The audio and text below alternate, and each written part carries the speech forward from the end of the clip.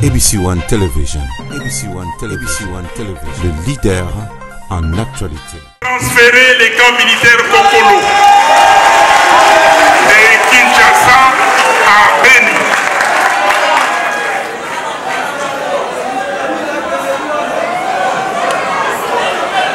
L'épidémie d'Ebola au Nord Kivu et à Ituri, contre laquelle les régimes ne se montrent pas à y donner la riposte à la mesure du danger. Ebola a fait déjà plus de 2000 morts. 2000 morts. Ça devait être une priorité nationale, toute affaire cessante. Les ressources de la République, le temps nécessaire des citoyens congolais devrait être consacré à la riposte, à l'éradication d'Ebola. Aujourd'hui, on ne sait pas pourquoi on conditionne le peuple, on conditionne la population à être contre les équipes de riposte. Nous avons été avec mes collègues. S'il vous plaît.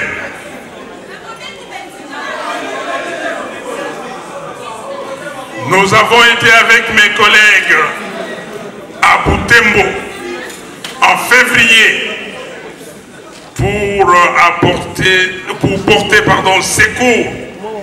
secours à Monseigneur Melchisedec, qui faisait un effort de sensibilisation presque seul pour faire comprendre à la population que ce virus existe, il faut l'éradiquer. Et je rends hommage au gouvernement de Grande-Bretagne pour tous les efforts qu'il entreprend. Madame la ministre britannique des Affaires étrangères chargée de la coopération était ici au Congo pour peu de jours, mais il a daigné se rendre à Butembo pour voir ce qui se passe et trouver les moyens nécessaires pour renforcer la riposte. Et c'est très important, chers frères et sœurs, chers camarades étudiants, Ebola n'est pas une fiction. Ebola n'est pas une fiction, il faut en parler tous les jours. Nous devons éradiquer ces virus. On a trompé le peuple en disant qu'on n'organise pas les élections ici avant de l'éradiquer. Et aujourd'hui, on voit les comportements fantaisistes, les comportements irresponsables de ces gens qui sont ennemis de la population. 8. Méfiance des investisseurs. Les investisseurs, comme l'argent, n'aiment pas un environnement de conflit. Ne dit-on pas que l'argent n'aime pas les désordres? Or, sans investisseurs, nationaux ou étrangers, aucun développement n'est possible. On ne vit pas que de l'aide internationale. Et Madame la ministre britannique au développement l'avait dit aussi, l'aide ne développe pas un pays. 9. Pillage des ressources naturelles. Les forces extérieures qui soutiennent les dictateurs, les tricheurs et les autorités non choisies par le peuple visent particulièrement nos ressources naturelles. Ils préfèrent placer à la tête du pays des gens qui ne comprennent pas grand-chose sur la gestion des ressources naturelles et qui sont capables de céder facilement les carrés miniers et les puits de pétrole pour garantir leur pouvoir usurpé. Nos ressources naturelles jouent un rôle déterminant dans l'émergence et l'entretien de la crise de légitimité. Le pillage des ressources accroît les risques de guerre et maintient le pays dans une situation d'instabilité politique et sécuritaire. Et c'est là de 5 manières ci-après.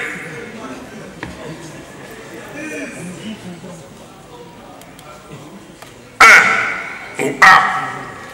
Financement des rebelles et des armes avec les ressources issues de l'exploitation inappropriée de nos ressources. B. Aggravation de la corruption de l'administration. C. Hausse des incitations à la sécession, voire même à la balkanisation et à la fragilisation du pays. D. Augmentation de la vulnérabilité de la population aux choses exogènes. Crise financière, variation des prix de certains minéraux. E. Installation systématique d'une économie vulnérable. Chers frères et sœurs, les Nord Kivu étaient autrefois le fleuron de l'économie congolaise. Allez voir Walikale aujourd'hui. Allez voir Beni, Butembo. Butembo, c'est une ville construite par les autochtones, par nos frères et sœurs. Mais qu'est-ce qui se passe? Quelle est la stratégie? Qu'est-ce qui se passe dans le Sud Kivu? Pourquoi on est en train de chasser les Congolais des villages du Sud Kivu, du Nord Kivu? Qu'est-ce qu'il y a derrière ces programmes? Vous êtes l'élite congolaise. Vous devez y réfléchir. Le Congo est devenu un no man's land. Le Congo a perdu sa place et son rôle, son influence dans la région, dans les continents et dans le monde. Le Congo d'autrefois, un pays de 2 345 000 km², extrêmement riche en ressources naturelles, avec plus de 85 millions d'habitants, ayant 9 voisins. Ce pays-là est presque ignoré par la communauté internationale. Alors que sous Mobutu,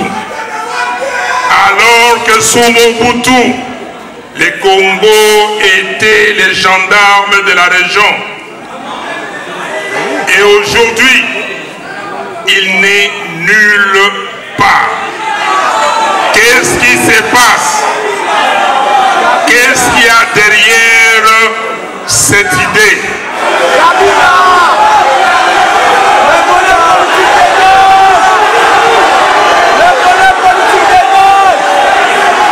Faire quelque chose. Merci.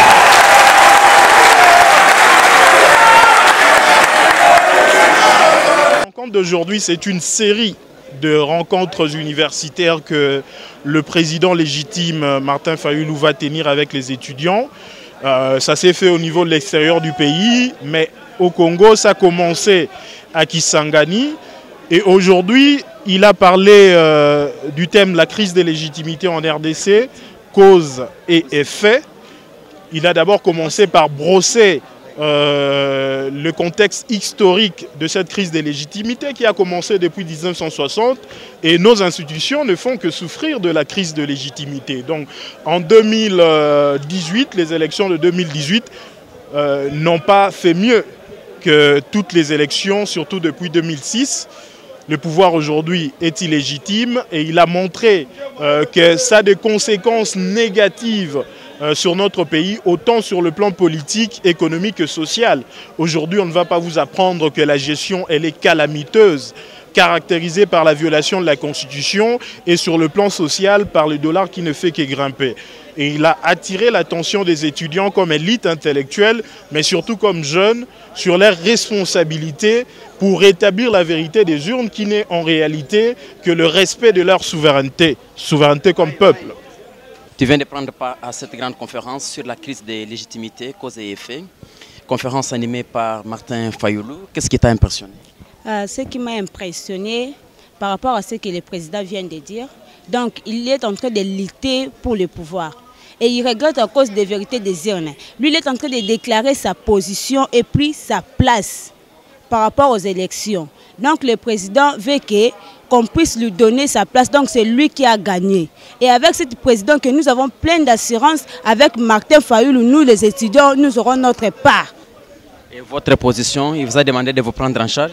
Oui, le président nous a demandé que chacun puisse avoir sa part par rapport à cette lutte. Que nous, les étudiants et la population, nous puissions les soutenir pour que cette lutte aille de l'avant. Bon, il a bien parlé, on s'est bien compris à propos de lui. Bon, à propos de nous, nous avons condamné Martin Fayulu à partir de ces jours-là, on avait publié le résultat. Et puis les jours-là qu'on avait validé, soi-disant, M. Félix Tshilombo comme président nommé. Pourquoi pas le même jour-là, le président Fayulu qui était élu par le peuple, il ne nous a pas donné l'ordre de sortir et puis faire des marches pacifiques le même jour-là. Pourquoi pas? Et tu veux dire que maintenant c'est révolu? Oui, oui. Merci. Ok. Oui, bon, chez moi, j'ai compris qu'est-ce qu'on appelle légitimité et les crises que nous sommes en train de mener dans notre pays. Mais le problème est que non. Aujourd'hui, ce que je viens d'écouter ici, c'est notre président Martin Fayulu. Il avait un problème. Au moment où on avait publié les élections, il allait nous donner ces ordres-là pour que non, les gens puissent mobiliser et se mettre d'accord avec lui. Mais au moment où on avait publié le résultat, il était, je ne sais pas comment il était, il avait peur d'annoncer au peuple qui était derrière lui de se manifester. Parce que les élections qui viennent de passer dans notre pays, ce n'était pas ce que nous, les peuples, nous avons voté. Ce n'était pas ça. Et pour cela, aujourd'hui, nous avons très bien écouté que non, il y aura un mot d'ordre qui sortira pour que non, nous, les peuples de l'Amoka et les étudiants comme moi, comment nous allons faire pour récupérer notre pouvoir. Et si demain Martin Fayulu vous demande de descendre dans les rues?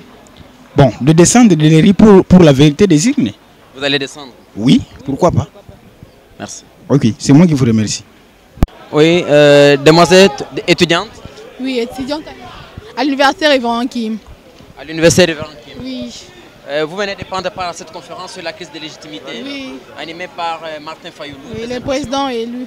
Le président a beaucoup parlé. Le président nous a expliqué comment est-ce que nous assistons, comment est-ce que se font les hold-up électoraux dans notre pays. Depuis le 30 juin 1960 où nous avions reçu notre indépendance, il y a toujours des gens qui veulent s'imposer, il y a toujours des gens qui veulent que eux, ils ne voient pas l'intérêt des peuples congolais, ils ne voient pas l'intérêt de nous, peuple congolais, de nous, la jeunesse, l'espoir de demain que nous souffrons, et ils ne voient pas ça. Ils veulent que leurs intérêts, ils veulent que leurs enfants puissent s'énuire et non pas nous, le peuple congolais. Alors, quelle est l'importance des votes? Quelle est l'importance que nous partons chaque année élire les nouveaux élus pendant que c'est après 5 ans, partir élire nos nouveaux élus, pendant que c'est le président, l'ancien président, l'autorité morale de l'FCC qui est en train de tout manigancer. Il manigance tout ce qui depuis l'an 2002, depuis 2001.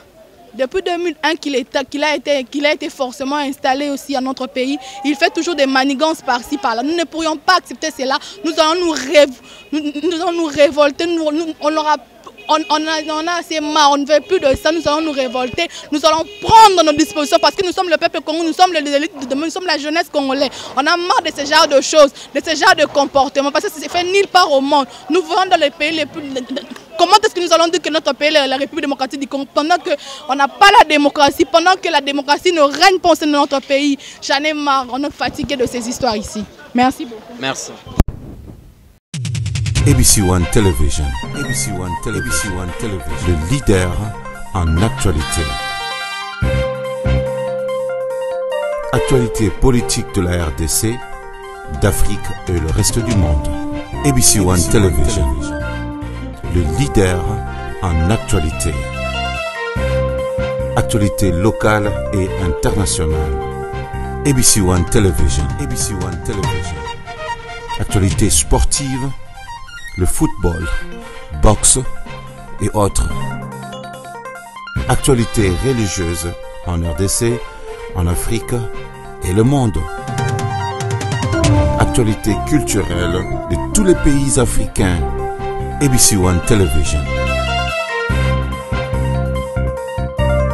Les leaders en actualité, c'est ABC One Television.